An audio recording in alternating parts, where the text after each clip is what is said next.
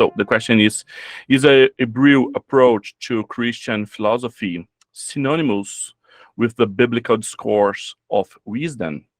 What are the proximities and distance with Job, Proverbs, Ecclesiastes, and so on? So you'll notice in this book that I don't touch the wisdom literature at all, and or maybe just very few places I touch the wisdom literature. And I don't remember if in the book that I justified that. But my thinking, because somebody asked me about this recently, and my thinking was the wisdom literature is the easiest place to show abstract thinking and coherent abstract thinking. So I actually thought I need to be able to show this in the Torah and the prophets and the Gospels. And then even, obviously the epistles are often doing a lot of abstract reasoning. So I focused on story, law, and poetry for a reason, because I figured if you can show that this is going on in the stories, the legal reasoning, and the poetry, then the wisdom literature should be easy to show that this is going on. And so I think they are compatible. I think, if I make an argument in another book that that how you know things according to Scripture is based primarily on who you listen to, which I make that case a little bit in this book.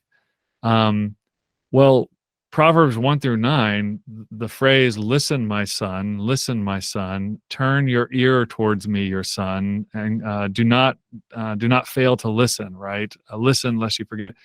It's used almost like a drumbeat in Proverbs 1-9, right? And the same thing with Ecclesiastes or Kohelet. I don't remember the Portuguese name for Ecclesiastes, but the Pregador. Pregador. Of course, yes, the Kohelet is a Pregador. Yeah. So in Ecclesiastes, you have this kind of authoritative voice who is guiding people along to see that he's discovered that wisdom is not what the world thinks it is. It's actually very restrained to what the Torah says, and if a wise man claims to know, you don't listen to him. Basically nobody. And this funds the Mysterianist criterion as well that I put in the book. So I think they're compatible. I think there's actually more work to do. I have a friend, Ryan O'Dowd, who writes on wisdom literature from Deuteronomy, the connection between wisdom literature and Deuteronomy, and I think he justified a lot of the moves that I was making there. And I've had several, wisdom literature scholars that see the same things. They've written me and said, "Hey, I'm seeing the same thing over here in wisdom literature." So I don't think I'm crazy. I just haven't worked out the details. Very nice. This situation is good to us. I'm not crazy to think in this relationship. It's good to have this this reference. So I'm sorry for the delay, but do you indicate some hermeneutic books to help us to don't make this mistake, that mistake? Do you refer some author or book that we go forward? A friend of mine, Kevin Van Hooser, has been writing on this for a long time, and he's very good. His books could be shorter, but Kevin, God bless him, he's such a good writer. He just likes to write too much.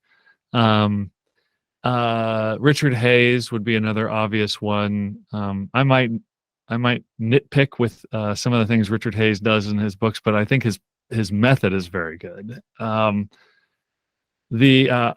certainly, with caution, recommend Robert Alter, The Art of Biblical Narrative.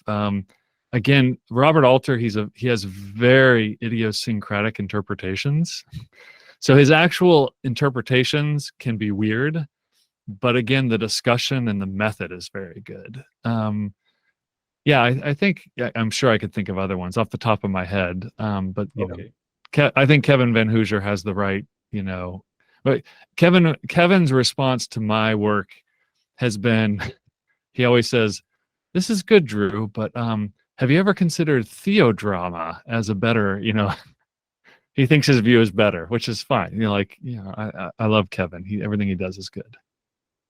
Very nice. We love Kevin here too. We read the drama of doctrine. Oh, yeah, in one of these classes. Yes, it's the first book of the year, and all people loves Kevin Van Hooser. Kevin, and he's just as good of a human being as he is as a scholar. He's a fantastic person. Very nice. Good to know this. Very nice.